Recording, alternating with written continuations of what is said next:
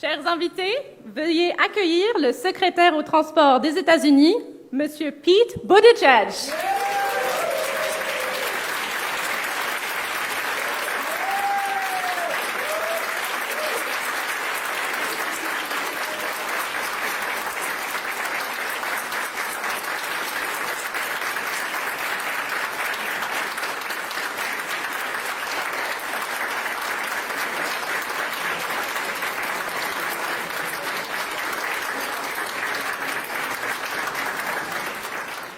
Il est donc important de souligner la contribution de gens qui, par leur action, leur ténacité, leur implication et leur courage, font avancer les droits et la reconnaissance des personnes LGBTQ+.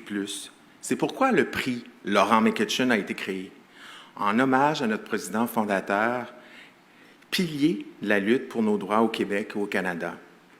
Chaque année, le conseil d'administration de la Fondation Émergence met en évidence une de ses personnalités. Ce soir, remise de ce prix très spécial, le prix Laurent McCutcheon. Laurent McCutcheon, qui a été le fondateur de cette fondation Émergence pour lutter contre l'homophobie et la transphobie. Et nous lui devons beaucoup. En 2002, l'union civile permettait aux personnes de même sexe de s'unir et de bénéficier des mêmes droits et obligations que n'importe quel couple marié. Et je veux saluer d'ailleurs le tout premier couple homosexuel de l'Union civile au Québec, messieurs Roger Thibault et Théo Waters, qui sont avec nous ce soir.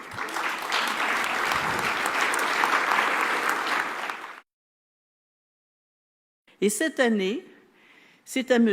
Pete Buttigieg, le secrétaire au transport des États-Unis, que nous avons l'honneur de remettre ce prix.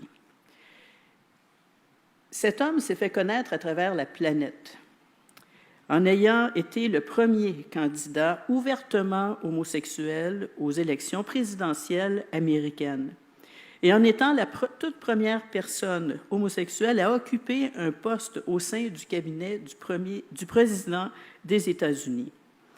M. Buttigieg trace la voie et le fait avec courage et détermination. Par son affirmation, il devient un exemple pour les générations futures. Il démontre que chaque personne, peu importe son orientation sexuelle, son identité de genre, où son expression de genre peut s'épanouir et trouver sa place. Nous devons tous poursuivre nos efforts en ce sens et le gouvernement du Québec continuera d'y veiller.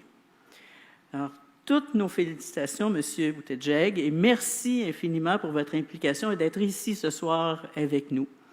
Et je vous invite maintenant, I welcome you, à venir sur scène pour recevoir le prix et vous invite à dire quelques mots.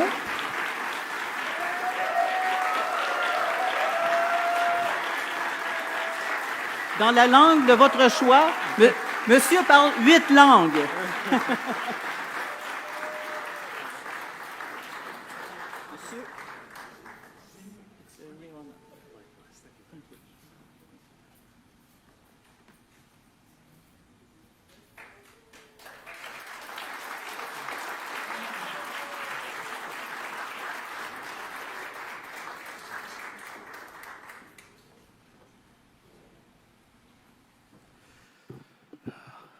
Alors, merci beaucoup, Madame la Ministre.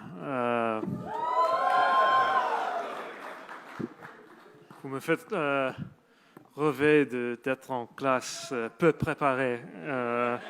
Je suis très heureux d'être ici et je vous remercie de me rendre ce grand honneur. Mais peut-être c'est mieux si je parle en anglais. But it is really a great honor. President Desmarais, everybody with the Fondation, to my colleagues and friends and hosts.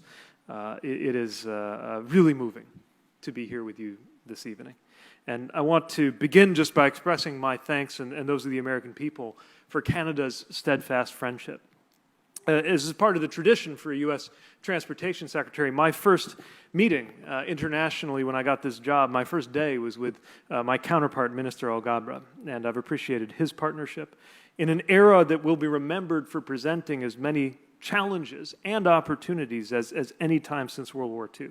So the idea that I could be standing in front of you tonight as a war veteran, as a former mayor from a place like Indiana, even the fact that I could have this ring on my finger at all and bring you greetings from my husband, Chasten, all of that would have seemed unlikely at best just a few years ago. And certainly the idea that I could be doing so as a Senate-confirmed cabinet secretary, that my path to the cabinet would have included a serious presidential campaign, well, that wouldn't have just seemed unlikely, it would have been considered preposterous. Our progress has been extraordinary. But of course, that's not the only story to tell.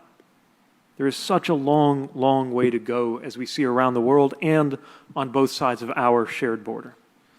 We see high numbers of hate crimes targeting LGBTQ plus people in Canada, alarming violence, especially against black trans women in the United States. And also in the United States, we have seen that nearly half of LGBTQ plus youth have seriously considered suicide. And when we need leaders most to help address this, some are doing the reverse. We have, for whatever reason, once again entered one of those dark seasons in which some politicians and influential voices find it convenient or useful to attack vulnerable people. We've seen rhetorical and legislative assaults on transgender youth and even on loving parents who support them. In Washington, we've even seen our right to marriage once again come up for debate, just a few years after we thought that this question, at least, was settled. But that is why it is more important than ever to redouble our efforts to make sure everyone is safe and everyone can belong. And so much good work is happening. I want to express my appreciation that Canada in recent years has legally enshrined gender recognition for non-binary people, banned conversion therapy, launched its first federal LGBTQ plus action plan, and taken so many other positive steps. Meanwhile, under President Biden's leadership, the U.S. administration has acted to advance non-discrimination protections in housing, healthcare, education, employment, banking, and criminal justice, and ended the senseless ban on transgender service members in the military.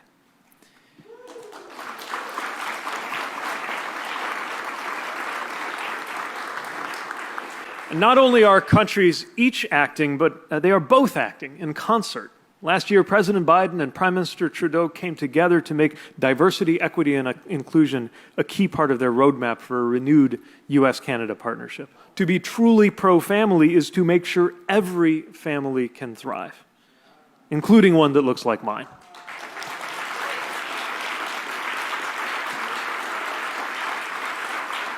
And if we are going to speak of freedom and liberty, to honor the value of freedom means to support all in being who they are and in loving whom they love. Indeed, it is hard to think of a more essential personal freedom than that, so let us be more focused on building bridges than banning books. Now, not everyone is ready to hear these messages or the stories of queer people across our continent, but history has shown that when we share those stories with others, making no assumption about how we will be received, and having no pessimism about who we might reach, we eventually break through. After all, the LGBTQ plus community is itself one of the most diverse minority communities that exists, and there's great power in that. We are old and young. We are of every race. We are born in every country and every region to communities and families of all sizes, all political dispositions, and all faiths. And our full inclusion and the safe expression of our identities benefits all, not just us. As Monsieur McCutcheon rightly said, a society that can make a place for all of its citizens can be nothing other than a winning society.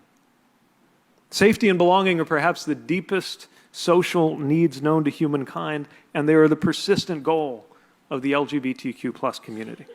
And they are the highest end of politics and society itself. That is why I'm so motivated to continue our good work, to support the good work that you do, and that we are all part of the work of making room for everyone to belong. Everyone. Not as they have been told they must be, but as they truly are. Thank you very much for this great honor. Thank you for the chance to join me. Merci beaucoup.